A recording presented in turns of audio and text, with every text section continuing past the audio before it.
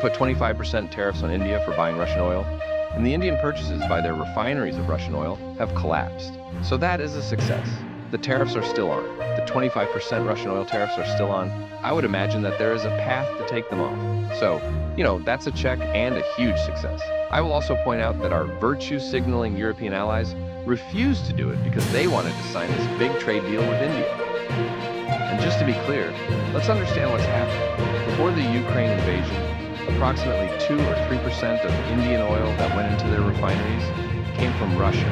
The oil was sanctioned, got deeply discounted, and it moved up into the high teens, 17, 18, 19% being refined. Huge profits for the refineries. But in the ultimate act of irony and stupidity, guess who was buying the refined products from the Indian refineries made from Russian oil? The Europeans. They were financing the war against themselves. They were financing the Russians. At present, India continues to face a total of 50% tariffs imposed by the Trump administration. Initially, the U.S. levied 25% tariffs on Indian goods, and later added an additional 25% in response to Russian oil purchases, significantly impacting bilateral trade. Bessent noted that the U.S. had imposed an additional 25% tariff on India in response to its purchases of Russian oil has now collapsed.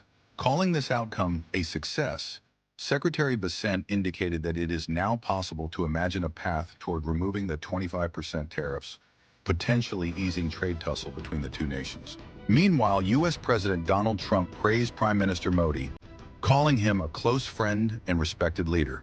He also highlighted that India and the U.S. are going to have a good deal, signaling optimism about strengthened trade and diplomatic ties between the two countries.